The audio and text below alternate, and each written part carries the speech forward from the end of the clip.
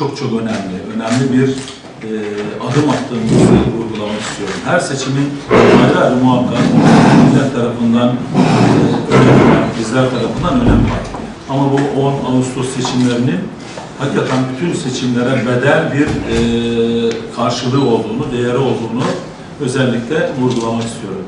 Bu seçim Türkiye Cumhuriyeti tarihinde ilk defa halkın seçtiği kendi reisi cumhurunu seçecek bir seçime gidiyoruz. Bugüne kadar hep Cumhurbaşkanlığı seçimleri Türkiye'de çok sancılı dönemlerden geçmiş. Her Cumhurbaşkanı seçimde Türkiye sıkıntılara girmiş. Yani Cumhur'un başkanını seçerken, reisini seçerken güç odakları ya da statükonun devam etmesini isteyen kesimlerin kendi dayatmalarıyla meclisin üzerinden uçaklar uçurduğunu, ablukaya alındığını, tanklarla çevresini sardığı zamanlardan şimdi artık halkın seçtiği, halkın rahat tercih kullanabileceği bir seçime doğru gidiyoruz. Bu önemli bir adım olduğunu, demokrasi açısından önemli bir mihenk taşı olduğunu söylemek istiyorum. Tabii ki geçmiş dönemlerde hakikaten bu seçimlerde çok sıkıntılar yaşadığımızı gördük. Yani statükoyu temsil eden, milleti dizayn etme konusunda en üst makamı teşkil edenlerin ve hükümetin çalışmalarına takoz koymayı, milletin isteklerine takoz koymayı kendine yol edinenlerin artık döneminin bittiğini özellikle vurgulamak istiyoruz. Belki 10 yıl sonra, 20 yıl sonra, 30 yıl sonra Türk tarihi yazılırken bu seçimin, hep birlikte yaşadığımız bu seçimin önemli bir seçim olduğunu herkes vurgulayacak ve bu seçimin içinde bizim olmamız, bizim o seçimde çalışmamız bize ayrı bir değer katacağını, ayrı bir bizim için anı olacağını vurgulamak istiyorum bütün çalışan arkadaşlar olarak.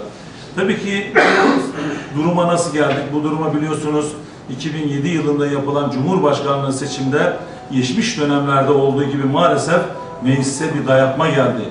Hiç olmadı, hiç bugüne kadar gündeme gelmemiş 367 kararlarının o dönemde alındığı ve arkasından televizyonlara çıkıp da gece 11'lerde bildiri yayınlayanlar, artık o saatten sonra televizyon gezip artık bu hükümetin işi bitti, bu milletin işi bitti, bundan sonra bizim dediğimiz olacak, gelinen nokta bu, çok zor duruma düştü hükümet gibi açıklamalarında 27 Nisan'da, bu tarihi ben hiç unutmuyorum, çok hatırlıyorum, bizim için dönüm noktasıydı. Halkın iradesine sahip çıkmanın dönüm noktası 28 Nisan'da hükümetimiz öğleden sonra bir açıklama yaptı.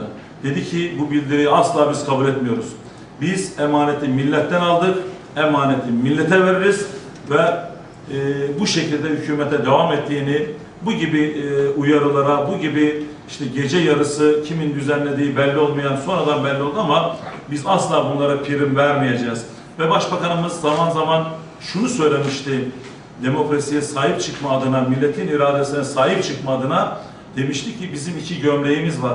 Bir tanesi bayramlık gömleğimiz, bir tanesi idamlık gömleğimiz. Biz emaneti milletimizden aldık, asla emaneti başka bir güce, silahlı güce devretmeyeceğimizi söyledik ve milletin oylarına sahip çıktık.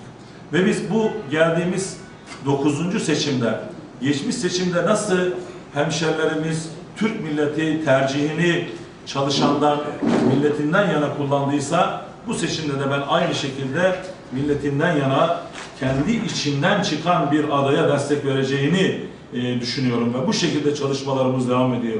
Başbakanımız, Genel Başkanımız, Cumhurbaşkanı adayımız Recep Tayyip Erdoğan bu millete ömrünü vermiş.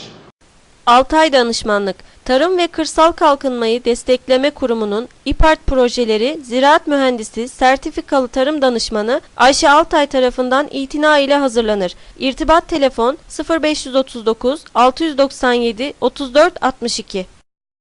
İnsanların hayallerini yaşam alanlarına yansıtan Aktaşlar Mimarlık, Aktaş Evleri ikinci etap satışları başladı. İkinci etap Aktaş Evlerinde açık otopark, çocuk oyunları ve ortak kullanım alanlarının yanında özel güvenlik de yer alıyor. Aktaş Evleri ikinci etap satışlarında ev almak isteyenler 3+1 daireler sizleri bekliyor. Aktaşlar Mimarlık, Aktaş Evleri insanlarımıza apartmanda müstakil yaşam sunuyor. Adres Alipaşa Mahallesi, Sebil Erenler Caddesi, 5-1 Kütahya. Telefon 0274 223 1596. Aktaşlar Mimarlık, Kütahya.